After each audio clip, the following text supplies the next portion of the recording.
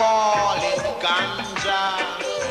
Marijuana, cannabis, grass, pot. Different names for the same plant. Cannabis sativa, or hemp. For 50 years, hemp has been categorized as an illicit drug, but it was once one of the world's largest agricultural crops. Last century, hemp fibre was a major source of paper, cloth and rope. The seed provided food and oil for lighting. The flowering tops were an important source of medicine. Today, a new strain of hemp with no drug content has the potential to reinstate cannabis in mainstream agriculture. It could help reverse the planet's environmental degradation. But hemp, even the non-drug variety, remains illegal throughout most of the world. Discovered in Florida with marijuana plants scattered over a Mudgee has become Australia's new marijuana capital. The biggest marijuana crop was discovered after a tip-off. $150 million worth of cannabis. Burning the crop, destroying the plants and spraying to prevent regrowth. This is the story of hemp's renaissance and the untold history of marijuana. How did it become demonized? Has the drug hysteria blinded us to the myriad uses of this plant? In our zeal to prohibit cannabis, are we denying ourselves a legitimate billion-dollar crop? Cannabis has not been responsible for a single drug death in Australia or in the world as far as we're informed. Alcohol is responsible for a lot of deaths in this country, both from the acute effects of intoxication and the longer effects of toxicity. Why they're treated so very differently, from being promoted in the electronic media and all the rest to being demonised and prohibited. People have to ask that question themselves. Dr. Andrew Catalaris is a registrar in forensic medicine, but his part-time crusade has been to restore the status of a plant the world has been trying to eradicate for most of this century. It's entirely hypocritical that cannabis is not available to treat a multitude of human problems, such as the wasting disease associated with HIV. Hemp drugs should be available to all those who may benefit and who need them. There's thousands of acres in depressed rural areas just crying out for a high value-added crop, and I think hemp is the ideal crop. I really do think it could rejuvenate rural Australia and Australia as a whole. Andrew's conviction is shared by a number of farmers who are looking seriously at the viability of growing hemp as an alternative crop to cotton. We think that's a good opportunity to introduce rural employment and export dollars as well. Yeah, well, the phobia and inhibitions that people have got about marijuana can be put aside, or the recognition that this is not a drug-related crop. Once it achieves respectability, it'll be all systems go, I'm sure. The drug content of hemp is found only in the leaves and flowering heads. Much work has been done in Europe to breed varieties with very low levels of the psychoactive chemical tetrahydrocannabinol, or THC. It's these strains which are forging hemp's return into mainstream agriculture. These plants might look like other cannabis plants, but you could smoke an entire field and get nothing more than a headache. But the law does not differentiate between varieties, and even non-drug strains are still prohibited, despite their huge industrial potential. The usefulness of hemp comes from the long, strong fibre which is found on the outside of the plant. It's the strongest of all natural fibres, and that's what's used for the fabric. It's also used for the more traditional uses of ropes and twines, and it can be used in the manufacture of best quality paper. The short fibre in the inside of the plant, the hurd, is composed of about 77% cellulose, and it can be used in the production of alcoholic fuels, such as ethanol, to run our vehicles in a non-polluting way.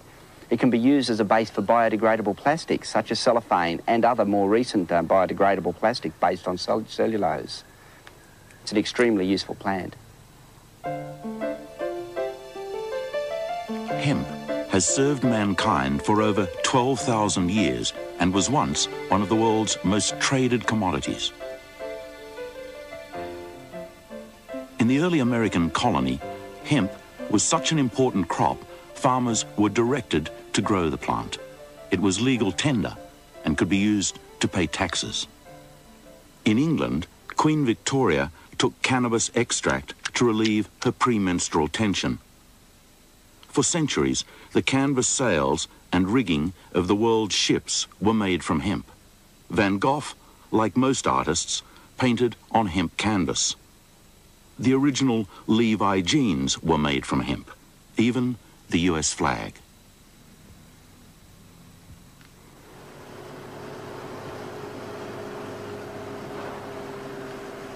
Today, in the state of Tasmania, Patsy Harmsen and her husband Fritz are working to revive hemp's forgotten uses. Their Hemp for Paper Consortium is one of the few organizations in the world legally permitted to grow cannabis. The way that we're doing things is very primitive and tailored purely to a trial crop. People watching us do this would just probably throw up their hands in horror. And in fact, it is about as low-tech and close to nature and human foibles as you could get. Patsy's research crop is the only legal cannabis under cultivation in Australia. Despite being a non-drug variety, the Harmsens have been restricted to a plot little larger than a tennis court. Although Patsy's made great progress, her ambitions for hemp as a major source of paper have been hindered by a nervous state government. I've been very frustrated with the delays and the fact that it's tied us up and prevented us from going ahead at the pace that we think is needed, because we think the sooner we start reducing the pressure on the forests, the better. We have small business interest, we have big business interest. Even though it's not a firm commitment, there is certainly a call on the part of big industry for the research to continue.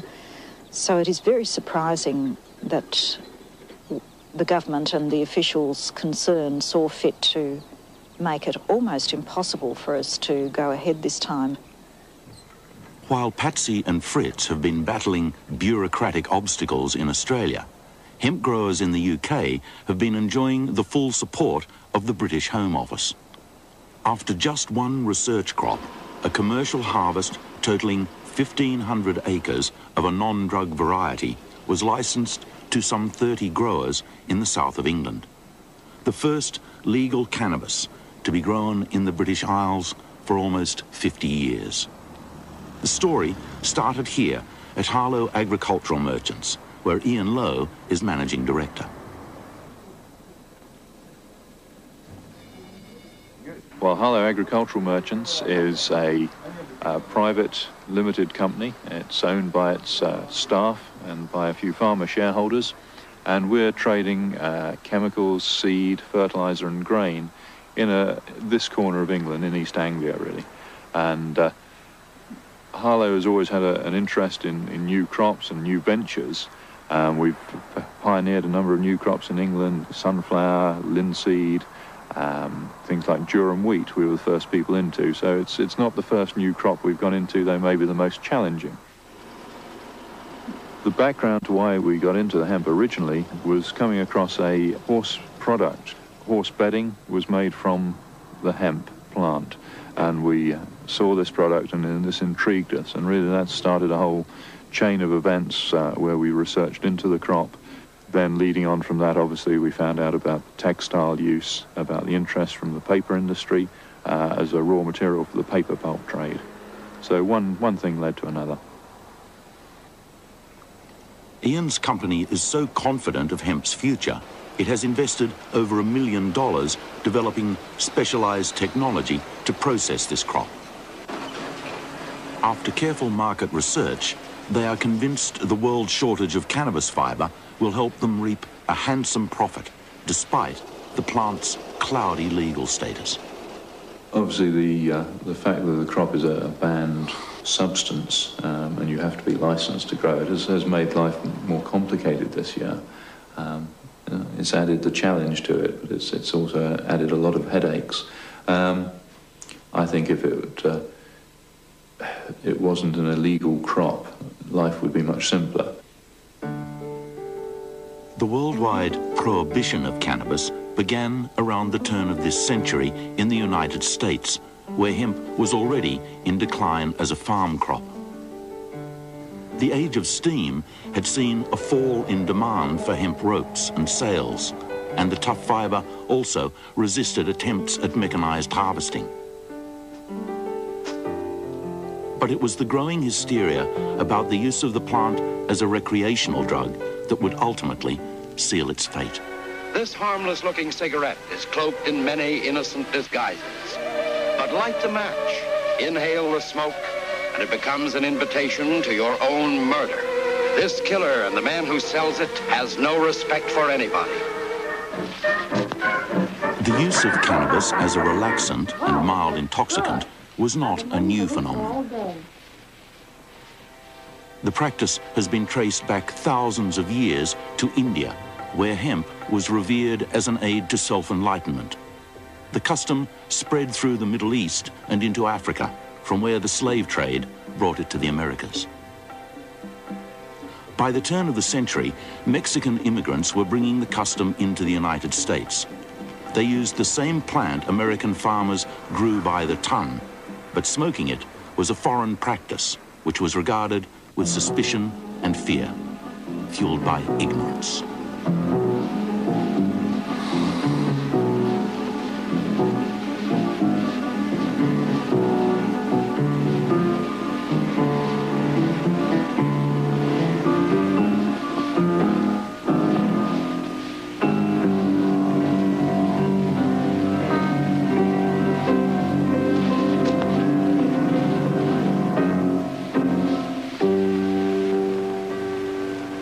In 1914, El Paso, on the Mexican border, passed the first anti-marijuana laws in the United States. They were as much an excuse to crack down on the large number of Mexican immigrants as they were an attack on the drug itself. This period also saw the start of the temperance era, when drugs of all kinds were increasingly vilified, with alcohol as public enemy number one. A huge law enforcement bureaucracy was created to wage the war, but with little success. By the end of Prohibition in 1933, US lawmen and moral crusaders were looking for another scapegoat to blame for what they saw as the nation's moral and social decay. They found a new target in marijuana smoking.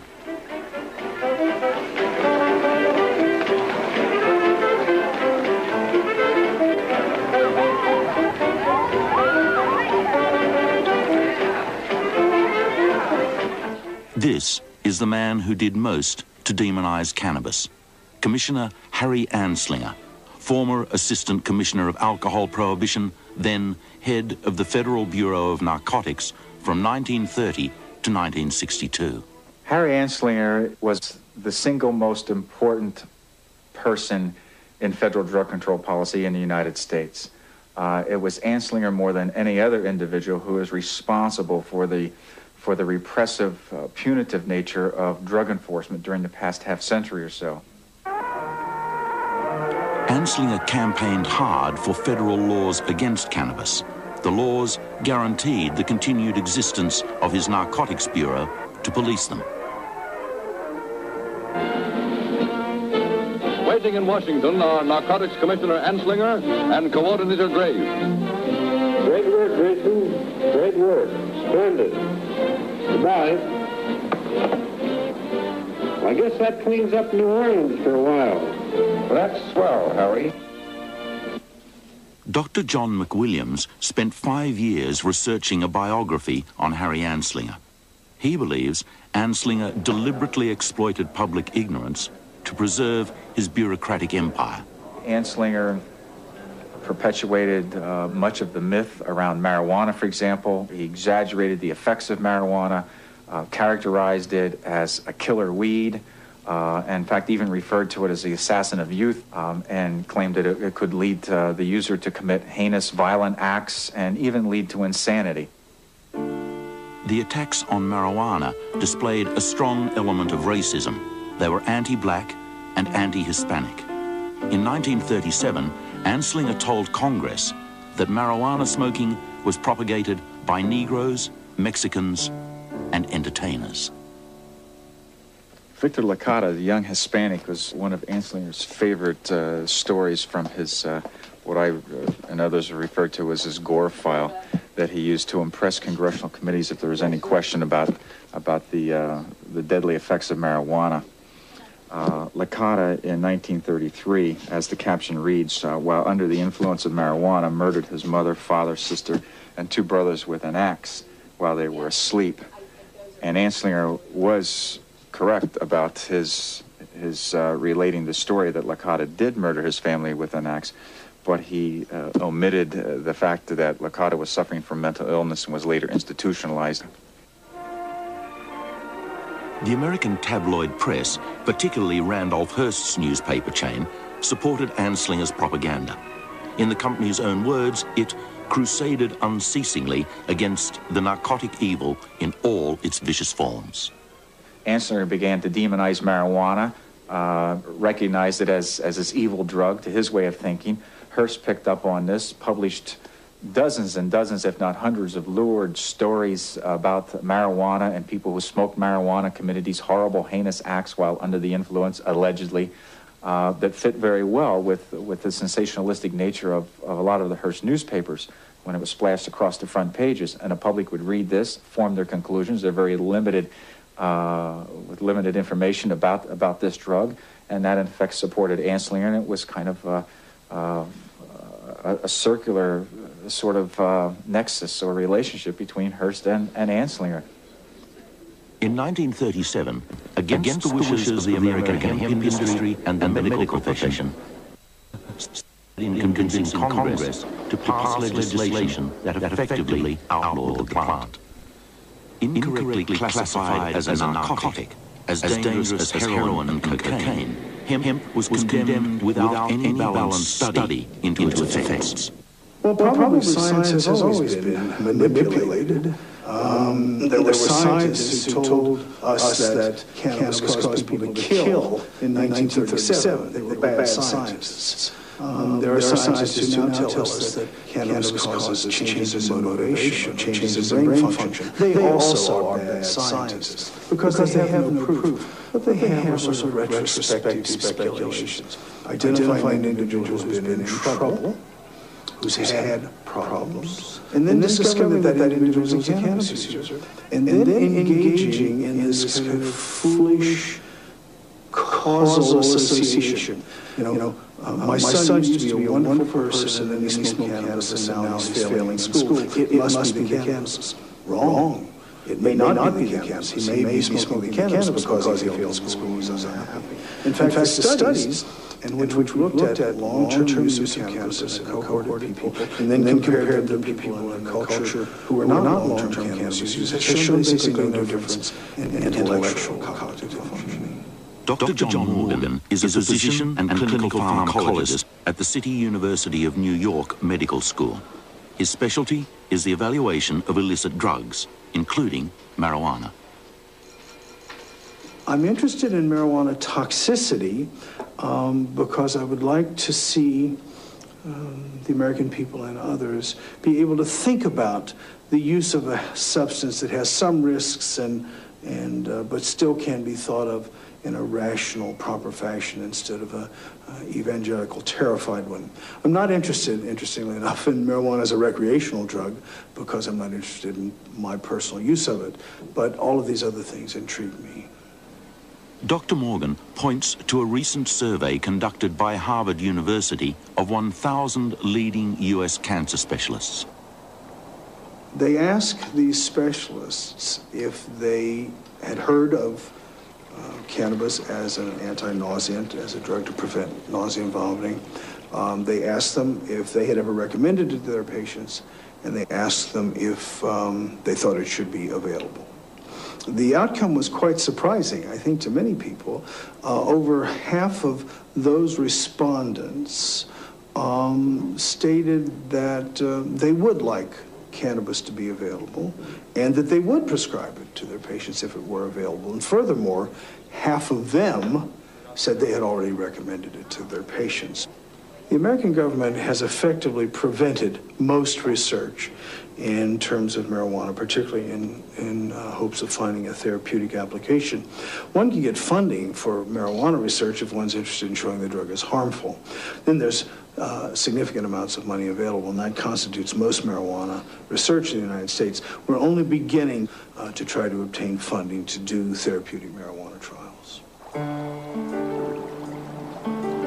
We're talking about one of the most valuable medicines, natural plant medicines in the world, marijuana, good for glaucoma, epilepsy, asthma, menstrual cramps, insomnia, eating disorders, muscle spasms, and the pharmaceutical industry is allowed to run propaganda saying that it's no good, and no one is presenting the other side of the story. We're the only source of information about the benefits of the plant. Steve Hagar is editor of High Times, the only magazine in the world devoted to challenging the conventional view of marijuana. High Times is the front lines of the opposition against the drug war. And really what the government fears is the information about marijuana, the real information about it. To a certain extent, we do glorify the plant, but at the same time, we don't want to mislead people.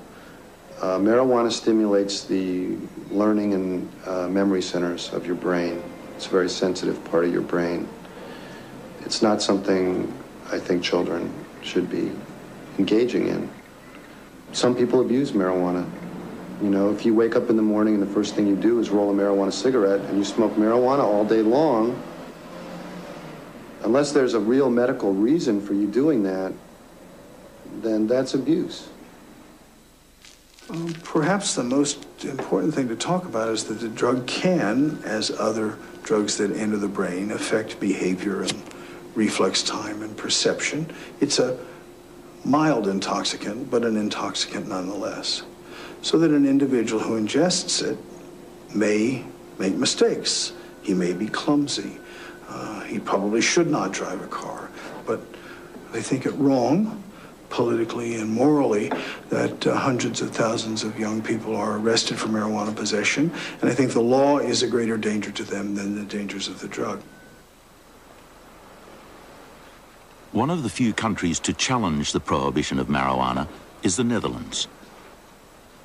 Here in Holland, the hemp fibre industry is being revived by the government, which has invested more than $15 million in researching non-drug varieties of hemp. It's no coincidence this policy came about in a country with Europe's most tolerant attitude to the recreational use of marijuana. We cannot win the war on drugs, and we don't want to criminalize the uses of drugs, especially the uses of soft drugs. In Holland, we have seen no increase when we regulated soft drugs. So you're always to suspect politicians making too much a point of this drug issue.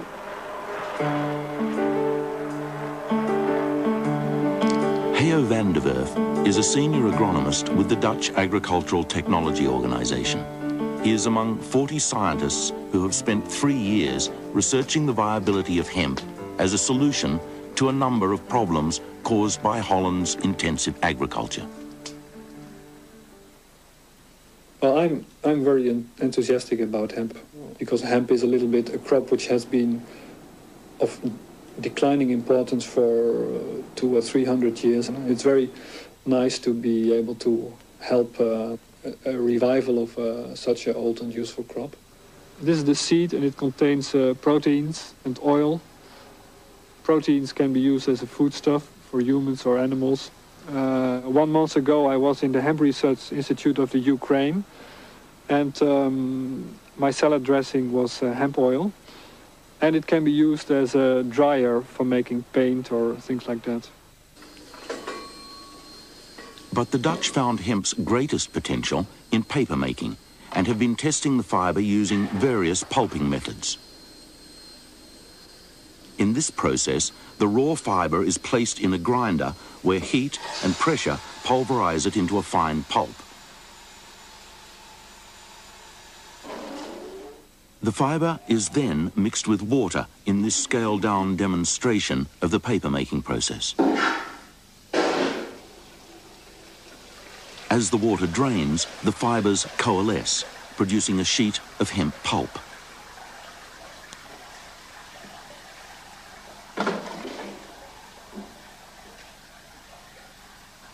Anything made from wood pulp can be made from hemp, from cardboard to newspapers, from tissue to Bible paper. Holland recycles an impressive 70% of its waste paper, but the more paper is recycled, the weaker it becomes. The inherent strength of hemp fibre makes it an ideal pulp to reinforce recycled papers. It's a market niche worth billions of dollars annually.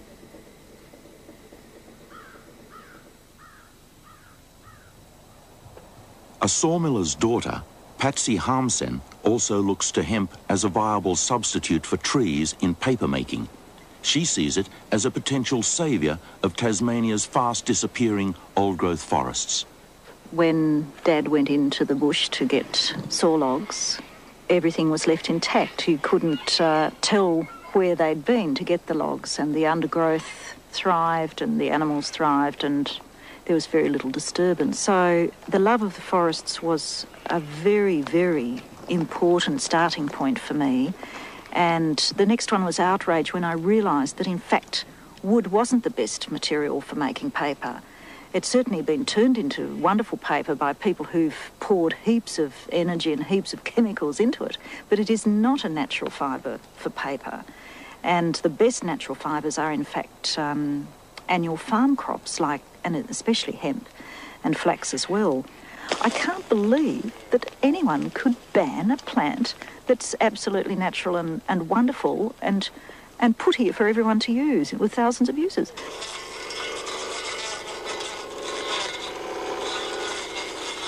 With the harvest of their third experimental crop, Patsy is determined to prove hemp can be used as a replacement fibre in Tasmania's massive pulp industry.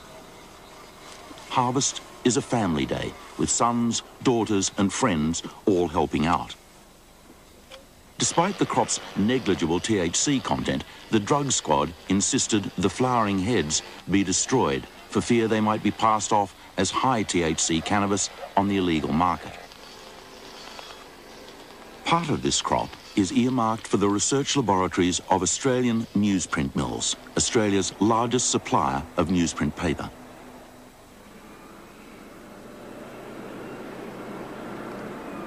A&M consumes over 500,000 tonnes of trees every year, but that's only a fraction of the 9 million tonnes felled in Australia annually for pulp and wood chips. In fact, the timber in this yard is only enough to fill Australia's newsprint needs for one day.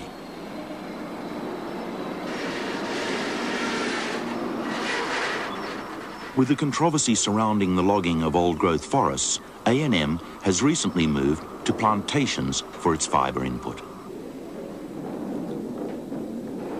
But pine and eucalypt pulps need a stronger fibre to reinforce them, and the company spends $20 million each year importing bales of craft pulp made from spruce trees. This particular one's come from... Len Johnson, A&M's technical manager, believes locally grown hemp may have the potential to replace this expensive import. Fibres showing up here. Now, you have to add that to newsprint to make it strong enough to handle. Obviously, hemp can contribute to this sort of strength, although it would require some pretty special treatment, some special equipment. You know, it doesn't come cheap. Well, Originally, we wanted to see hemp being able to replace all grades of paper, but really we have to be realistic, so we were wondering if it could start off an industry perhaps by replacing this very expensive craft softwood pulp because of its extremely long fibre and strength characteristics. Believe me, it is possible, and this sort of material can be made, a material somewhat like this can be made from hemp, and it can be added to our pulp, and it would be an asset. And it would be an asset to Tasmania too, by the way, wouldn't it? Oh, would. Be a great boom. While A&M has shown considerable interest in investigating hemp as an alternative to kraft pulp, their research is still in its early stages.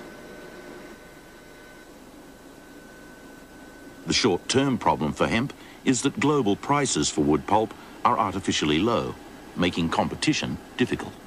Many forests are not grown sustainably, and well, it's a cheap way of cutting down natural forests and replacing them with nothing or with tree plantations, but it means that in fact the wood is too cheap, and the real environmental costs are not all in the price of pulp and wood.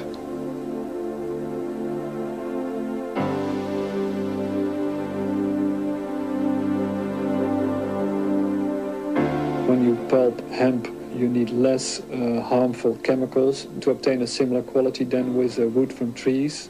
And I think the way to go forward is to market hemp products using these environmental advantages, trying to convince the consumer that paper made from hemp is worth more because it's less harmful. That's exactly what English printer and papermaker Peter Messenger has done, opening up a booming market for his tree-free papers. Peter can't produce enough hemp paper to meet demand, but that's only because of a global shortage of cannabis fibre for pulping. It took a little while to find a source of hemp pulp. There are very few sources available in the world, and it was only in the summer of '91 that we came across a source who agreed that they would supply us.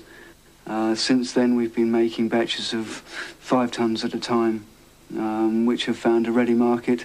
People have seen the quality of the paper that we're making, and from what I've seen and from what people have told me, it is the best hemp-based paper in the world at the moment.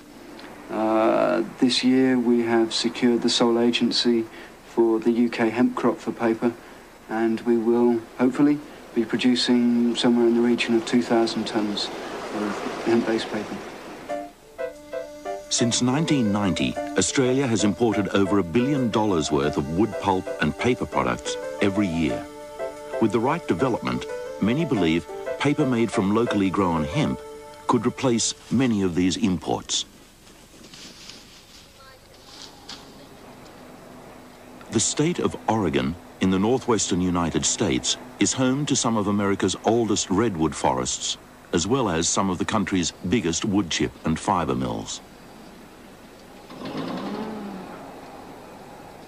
Bill Condy owns the largest redwood lumberyard in the state. He is convinced of hemp's potential, not just for paper, but as a replacement for wood in the massive building industry.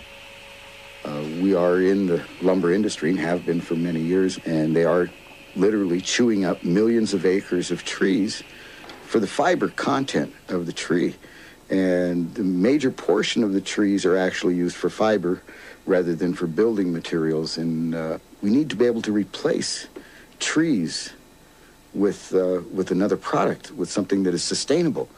If we bring on hemp crop as a fiber crop and start growing it in the massive quantities that we need it, then the price of it will come down, and farmers will be able to sell it to the mills at a price that will be cheaper than wood. Just give it a couple of years, and the price of hemp will be cheaper than wood, because it's a 120-day crop as opposed to several hundred years. There's no comparison. It really isn't. Bill's faith in the plant's future is backed up by these hemp particle boards produced for his company by the highly regarded Wood Products Division of Washington State University. We made these boards, which are world class. These are as good as anything that they make in any of the factories down here. And we have factories here in the state of Oregon. One, for instance, down south of here uses a little over 700 tons of fiber a day, and they sell $3 billion a year worth of this one product here. Now, one of the important things about this is that we have these factories that are set up all over the Pacific Northwest. Some of them cost $100 to $150 million to build. It's very important that we be able to continue to use this same technology. What we found by working with Washington State University is that not only does hemp work as a wood substitute and make these wonderful boards here that are just as good as anything made out of Douglas fir, and even better, is that using the exact same technology that's in place today. Washington State University used the exact same technology that they're using right now with wood chips, and it works. We have not only proven that hemp works, but we have contacted and have people that are in the industry that are willing to now use and would use hemp right now if we could get it to them. And we have customers that would buy the product. The whole thing is there. We need only one last part of the puzzle, and that is to be able to grow the hemp fiber here domestically so that we can supply the mills. And the truth of the matter is that's what we need to do worldwide. We need to grow hemp worldwide and to supply the fiber need of the planet through annual fiber crops rather than through cutting down hundreds of year-old trees. Amongst the thousands of products made from hemp, one of the most extraordinary is Henry Ford's plastic car. Built in 1941, it contained cellulose fibers derived from hemp, sisal, and wheat straw. The plastic was lighter than steel, yet could withstand 10 times the impact without denting.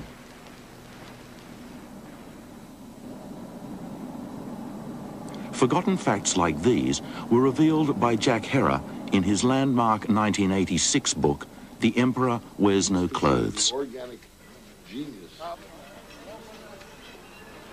Today, Jack continues his passionate crusade, spreading the word of hemp's little-known benefits. The hemp seed dissolves all the cholesterol or plaque in your arteries, and we made that illegal. That's what our smart politicians, now obviously they didn't know this information, because if they knew this information and made it illegal, then politicians would have to be jailed for being criminally insane.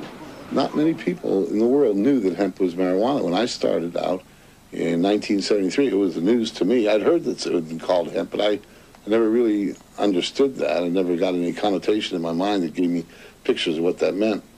And hemp has always been marijuana. But when the government outlawed it, they didn't outlaw it as hemp. They outlawed it as marijuana, Mexican colloquialism, a slang, low-class word for marijuana, and they used that as an official English language word. And they didn't even tell the people they were outlawing hemp. It's legal in some countries to grow hemp for fiber. And in France, this woman whose name is France Perrier, Madame France Perrier, she builds about 300 houses a year using hemp and cement lime, and she makes a thing called isocyanver. And she mixes the lime with hemp herbs, the leftover parts of the hemp plant after the fiber's been extracted. And hemp does this amazing thing. It turns to stone, it petrifies. And so when you mix the lime and hemp herbs together, you get something stronger than cement at 1/6 the weight. C'est-à-dire que dans un premier temps, j'ai cherché à pétrifier les végétaux, c'est-à-dire à minéraliser les sèves. Et puis ensuite, j'ai trouvé des archéologues qui m'ont dit avoir vu des sites mérovingiens et des sites égyptiens qui avaient été vraisemblablement faits de ces mêmes techniques. Madame Perrier has had thousands of prospective orders for her houses from all over Europe. But like so many others, she is held back only by the restrictions on hemp production. But hemp for paper and building materials are just two aspects of the plant's rediscovered uses.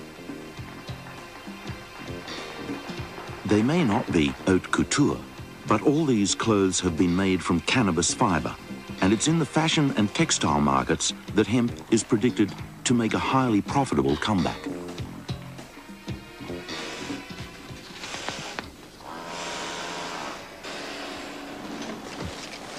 These bales of hemp cloth are some of the first to be imported into Australia from China, one of the few countries still growing and weaving cannabis fabric on any scale. So just make sure you match it with the right batch. Hemp is many times harder wearing than the toughest denim, yet the fabric can be just as soft and comfortable as cotton. Right, this is the new pattern block we've been working on, which is one of the things I wanted to discuss with you. Along with Melbourne fashion label Slam, Andrew Catalaris has produced a range of hemp jeans and streetwear, the first step in satisfying a growing retail demand. Well, this has been washed 123 times. 120? 123. And when we tell people that it's sort of made out of cannabis, I mean, people have no idea that it was ever used for garments before. They think it's a completely new thing. So when you tell them it was, you know, that even Levi's were made all from cannabis originally, they usually got a fairly shocked reaction to it. It's got a huge potential because it can be used in really high quality designer garments, straight through to everyday garments as well, streetwear, day wear, everything. We've had a really good response, and as far as selling, they're selling very well. I mean, I can't put it this way: we can't supply as much as we could sell. In the sprawling plains of Western New South Wales, Andrew Catalaris sees the potential for a hemp industry that could rival the massive cotton industry, which is beset with environmental problems. Andrew's views are backed up by Hans Waldering, a cotton grower and agronomist with Australia's largest agricultural consultancy. Well, we're pretty happy with our cotton gross margins. I mean, we know that. Waldering estimates the gross margins of hemp could be 4 times greater than cotton. I've spoken to a number of clients who are irrigators, broadacre irrigators, and they're pretty excited about it, really. We'll head out there tomorrow and we'll go and have a talk to a few of them and see what they think. Good. Well, we've probably got the expertise to grow it really well. You know, we've got good gear and we're pretty efficient industry, particularly the cotton grower, but not only cotton, soybeans and sorghum growers are all pretty efficient. I'd say it'd be quite a simple matter to grow the stuff. I don't think you'd have any trouble getting blokes to switch if you can sow the gross margin, say 3 or 4 times as much profit as cotton or soybeans. You'd have no problems in getting people to grow it. The cotton industry is one of the largest consumers of agricultural chemicals in the world. While cotton profits are volatile, strains on the environment are growing with each crop. In terms of the pesticide issue, hemp will be of benefit.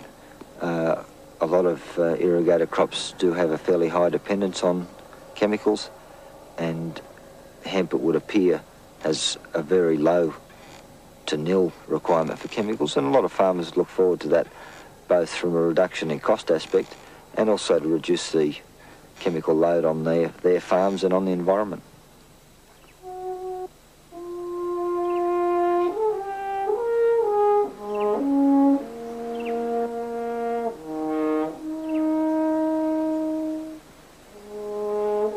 There are various reasons for the decline of the hemp industry, but the only good reason now that I can really think of, and it certainly isn't a good reason, but the only reason must be that there are various vested interests and industries that exist today that do not want to see the revival of a hemp industry because it competes. It's a natural. And the synthetic companies and the companies that are using non-renewable resources are not going to be too happy with that sort of competition. Some speculate it was precisely these commercial fears, as well as the drug phobia, that saw the plant prohibited in the first place. By the mid-1930s, after years of decline, the cannabis industry was poised for a revival, with new machines that could make hemp production vastly more efficient. Popular Mechanics predicted that hemp could soon become a billion-dollar crop, providing thousands of jobs and supplying a vast range of products from dynamite to plastics. We know that a machine was invented that was to hemp what the cotton gin was to cotton. Now, when the cotton gin was invented, cotton went from being the most expensive fiber in the world, worn by only rich people, to the cheapest fiber in the world, worn by everybody. Now, if a machine was invented that would have revolutionized hemp the way the cotton gin did the cotton, why is it that 2 months later that this plant is made illegal? And is there a connection between those two events? Some believe there was a connection. At that time, the giant DuPont Chemical Corporation was doing big business selling chemicals to make paper from trees. It was also perfecting synthetics it hoped would make natural fibers redundant in textiles and cordage.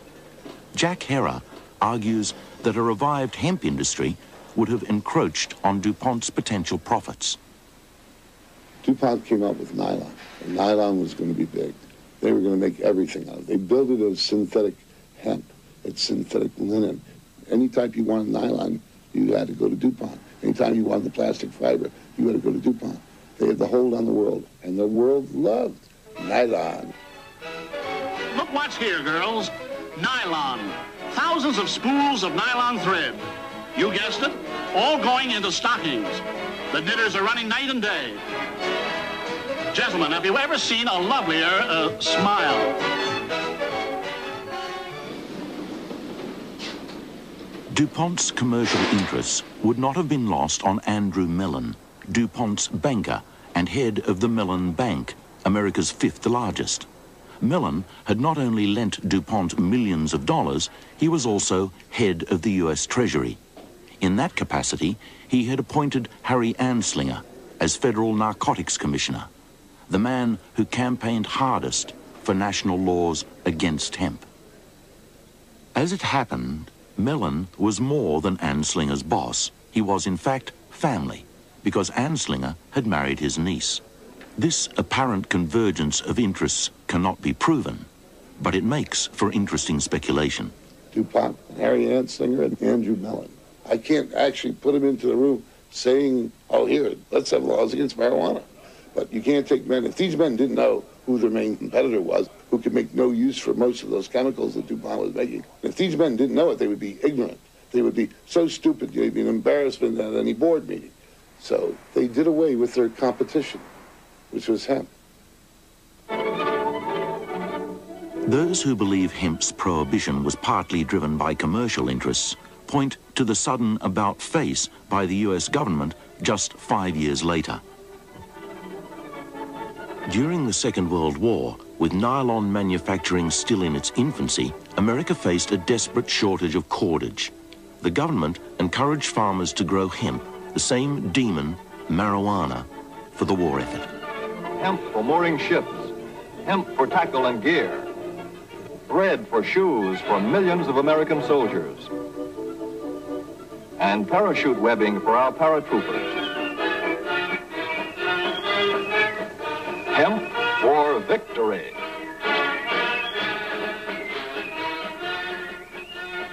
By the end of the war, hemp was no longer needed as a strategic resource. Now, the military was called out against its former ally. Marijuana is a weed and spreads like crabgrass once it goes to seed. But 3 Marines armed with flamethrowers live up to the Corps' boast. They have the situation well in hand. Actions like these marked the beginning of the modern war on marijuana, a war Harry Anslinger took to the United Nations. As America's representative on the UN Drugs Committee, Anslinger initiated a series of conventions to prohibit the plant worldwide. You know, you can't get government aid from the United States unless you have a plan in your country to eradicate hemp. You know, Bangladesh, bang means marijuana. That's what it means. Bangladesh means marijuana land people. We went there and destroyed all the hemp in Bangladesh. It was holding all those hillsides together. Suddenly there's massive flooding all over this country. You know, it's insane. It's like, it's a genocide war against a plant.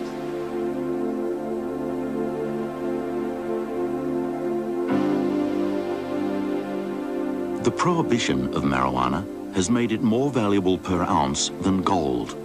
It supports vast criminal empires and has made cannabis a multi-billion-dollar crop in the world economy for all the wrong reasons.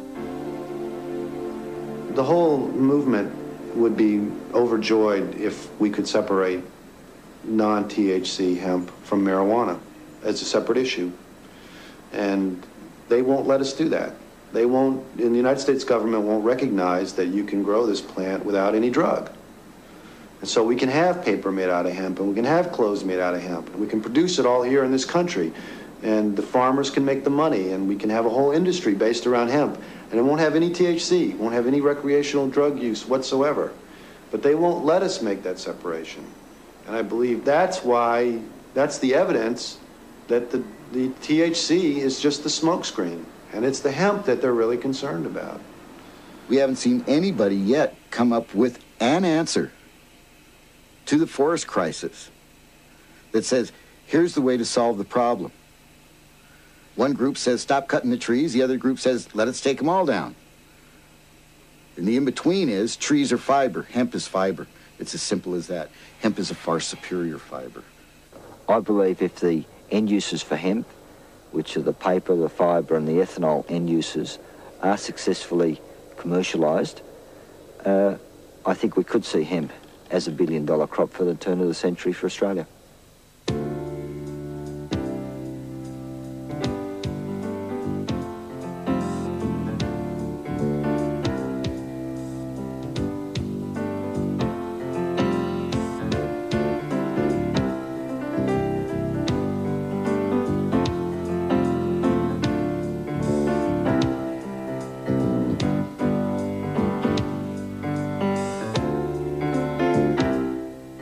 Next Sunday in True Stories, we use the latest psychiatric methods to delve inside the mind and motives of Adolf Hitler. How did he manipulate the media and public opinion? And what inspired the devotion of millions of Germans? Find out in Führer, Seduction of a Nation, next Sunday night at 8:30. Coming up, the conclusion of Thicker Than Water.